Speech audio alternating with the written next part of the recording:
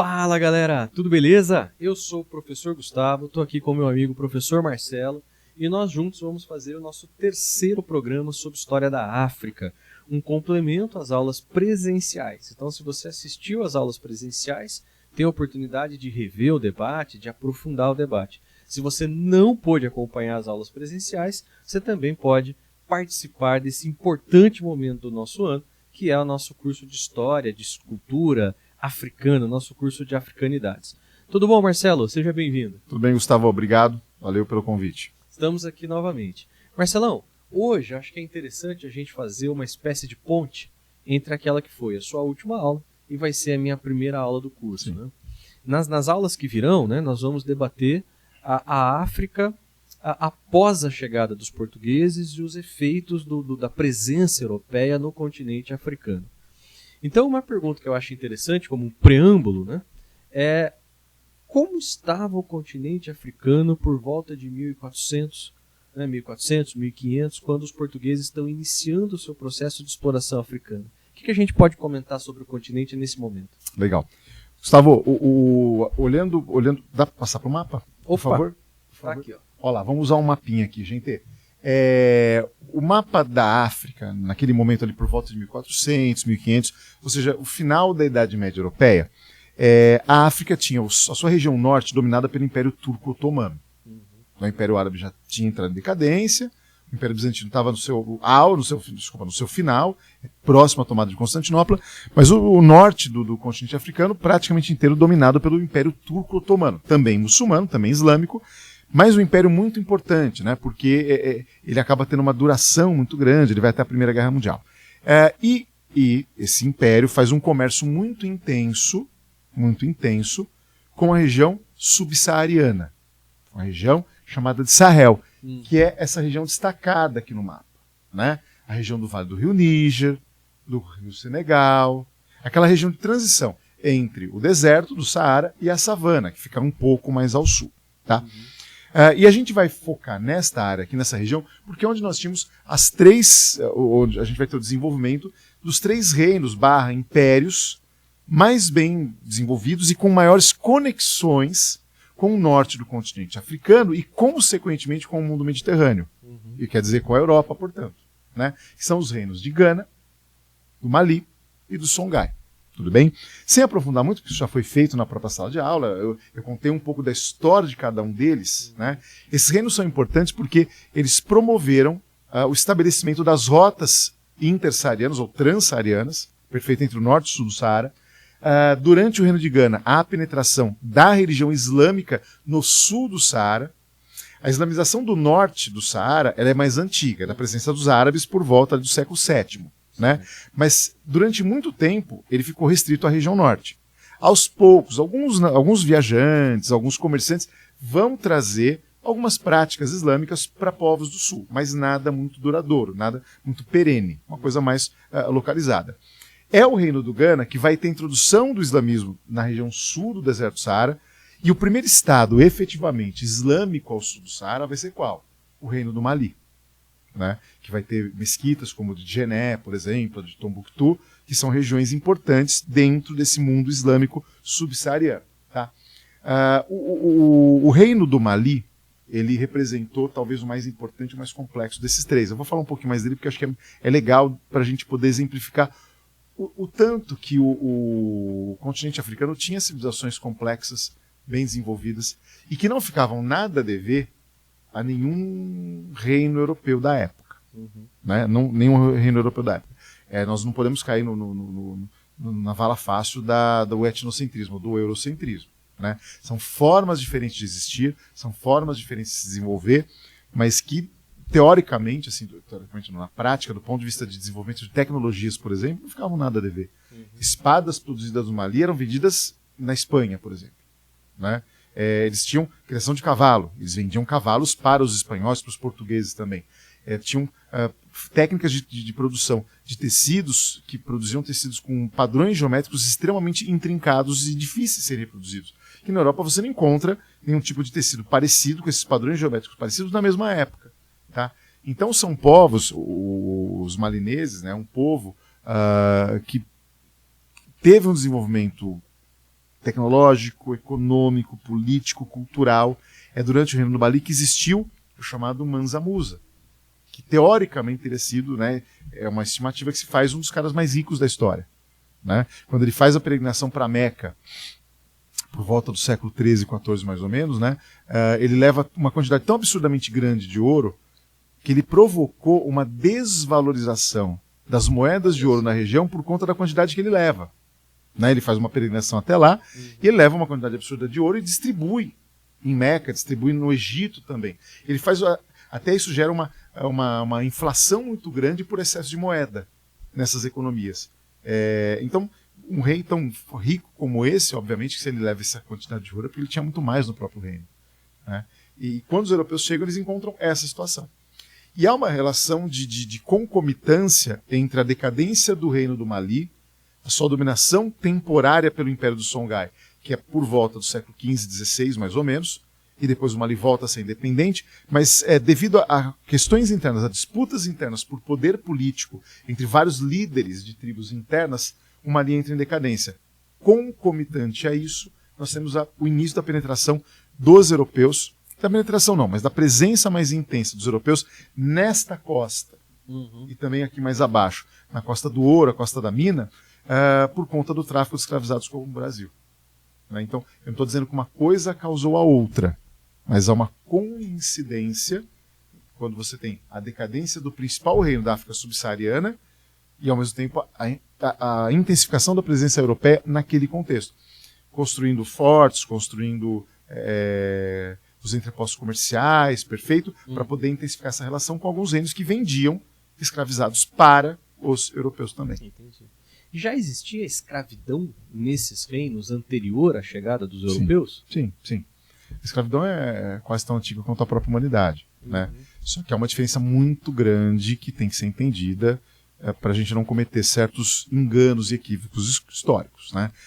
Havia escravidão na África como um todo. A escravidão, principalmente nessa região, é chamada de escravidão de linhagem, que é uma escravidão chamada de familiar. Né? É a escravidão por guerra. O escravizado ele é um prisioneiro de guerra, só que ele é incorporado à família do seu proprietário, do seu dono, do vencedor daquele conflito, ou de quem o comprar, mais para a subsistência daquela família. Ele é um empregado doméstico, digamos assim. Né? E muitas vezes é por um tempo determinado, é temporário. Né? Ele trabalha 5, 6, 10 anos, e posteriormente esse escravizado ele é incorporado à família que era proprietária dele. Muitas vezes ele ou seus filhos se casam com membros dessa família. Muitas vezes até herdam, ou são filhos adotivos, ou herdam propriedades dessa família. Eles são incorporados. E tem uma questão também bastante interessante, porque na África, por exemplo, você não consegue enxergar pela cor da pele quem foi ou não escravizado. No Brasil nós conseguimos. Na África, por exemplo, não dá para você enxergar para um Haussá, para um Banto, para um Congo, para um Ovimbundo, por exemplo, esse cara ele veio de uma etnia escravizada, porque eu tenho escravizados de todas as etnias, basicamente, ou de grande parte delas, pelo menos, né? De grande parte.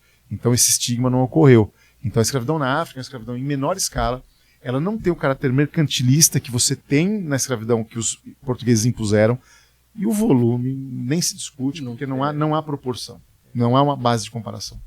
Só para a gente ter uma noção, né?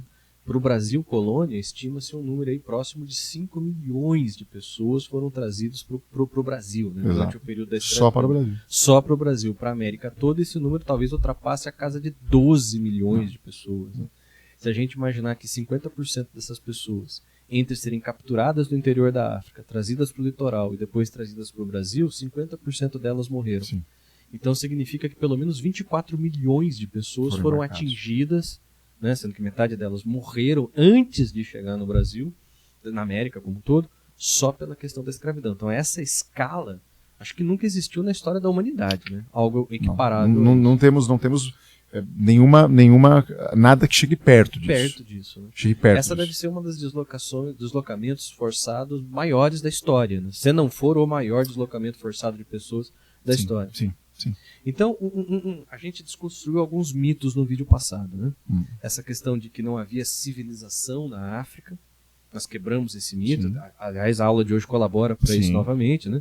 Para ver a beleza, a riqueza, da cultura, dessas civilizações africanas antes da chegada dos europeus. A gente quebrou um outro mito na aula passada, que foi a questão da como se o africano fosse uma coisa só, e mostrou a riqueza étnica, né? A diversidade étnica no continente. E agora eu vou te fazer uma terceira pergunta, já com o objetivo de quebrar mais um mito. Uma discussão relativamente corriqueira ao longo da história, mas que nos últimos tempos aparece novamente, é um argumento assim, como se suavizasse a escravidão o fato de africanos escravizarem africanos. Como se isso fosse assim, entre aspas, a culpa da escravidão fosse dos próprios africanos. Como que isso suavizasse de alguma maneira. Pelo que nós estamos falando, isso não faz o menor sentido. Não, nenhum sentido. Porque para os reinos africanos, a gente fala africano no sentido geográfico, desse período, ou mesmo do período do auge da escravidão, dos séculos XVIII e XIX, nenhum reino africano que escravizou, ou nenhum líder africano que escravizou os seus rivais estava escravizando outros africanos. Eles estavam escravizando uma outra etnia. Prisioneiros de guerra. Então, a própria ideia de uma identidade africana, ela vem com o processo de descolonização. Já na segunda metade do século XIX, do século XX. É recente, não tem 100 anos essa noção de uma identidade africana. Porque, como a gente viu na última aula, naquele mapa étnico da África, o africano não está escravizando o africano. É um Haussá escravizando um banto. E, de certa forma, não faz sentido. Eu poderia dizer, então o europeu escravizou o europeu? Exato. Se você voltar para a antiguidade, sim. Né? O asiático, infelizmente, ou é uma realidade histórica, né? Como você disse, a escravidão é quase tão antiga quanto a humanidade. Foi uma instituição que existiu por milênios. Sim. E ela existia na Ásia, existia na África, existia na Europa, mas não havia essa identidade europeia. Né? Não. Vale o mesmo argumento. Né? Então havia escravidão na Grécia, havia escravidão na Roma, houve escravidão na Idade Média em vários locais, houve escravidão no mundo árabe, mas a escravidão moderna, a escravidão dos final do século XV, século XVI em diante, é um fenômeno diferente, né? Foi um fenômeno histórico muito específico. Sim. Enquanto escravidão, genericamente falando, isso é muito antigo, mas existiram vários modelos de escravidão. Não dá para a gente tratar todas as escravidões, os sistemas de escravização, da mesma maneira. Eles têm proporções, como você citou. Vamos lá, 12 milhões chegaram, mais ou menos, na estimativa. E 24 foram embarcados, pelo menos. O que eu tenho notícia é o maior movimento de imigração forçada da história, tanto que a gente fala em diáspora africana. Né? As diásporas africanas, enfim. E outra, diáspora forçada. Não foi assim, eu quero ir embora porque eu preciso. Não, as pessoas foram embarcadas à força. E não foi pelo próprio povo. São por outras populações que escravizaram populações que eram diferentes. Eles não se identificavam com uma coisa só. Então não dá para afirmar que africano escravizou africano. Não. São etnias que escravizam outras etnias, com as quais eles não têm uma identidade. Essa identidade é construída posteriormente já no século XX. E penso eu que discutir a questão da escravidão, discutir a questão do preconceito hoje, a gente não tem que olhar para trás procurando de quem é a culpa. Eu acho que essa conversa ela é mais superficial, né? Pouco produtiva. Né? De certa forma, todas as pessoas envolvidas tiveram culpa. A questão não é essa. A questão é quais foram os efeitos dessa escravidão. Sim. Quais são as consequências dessa escravidão. Aonde que a gente vê essas consequências no Brasil, no mundo de hoje? E, infelizmente, essas consequências são, na sua grande maioria, negativas. Né? E tem um conjunto de povos, não um único povo, um conjunto de povos que foi vitimado por essa escravidão. Eu acho que a discussão vai mais por esse lado do que tentar encontrar quem é o culpado histórico pela... Até porque não dá nem para punir o culpado histórico por isso, então não adianta. Mas acho que é legal, se você comentou, Gustavo, acho que é interessante para a gente pensar o seguinte, de alguma forma ou de outra, nós todos somos impactados por essa herança escravista, uma parte da população é beneficiada por essa herança escravista, que principalmente barateia a mão de obra. A mão de obra braçal no Brasil, ela ainda é muito barata por conta desta herança escravista que nós temos. Isso é um benefício para algumas pessoas, para muita gente, enfim, que seja.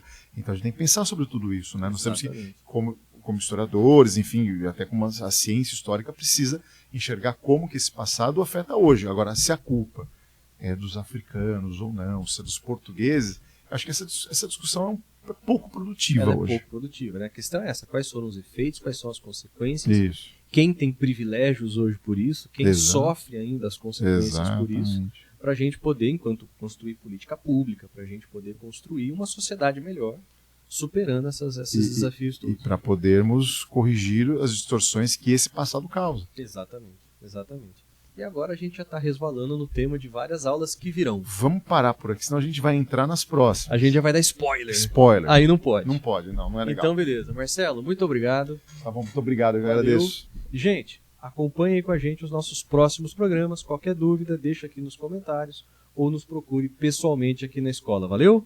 Aquele abraço, pessoal. Muito Um obrigado. abraço, pessoal, até mais.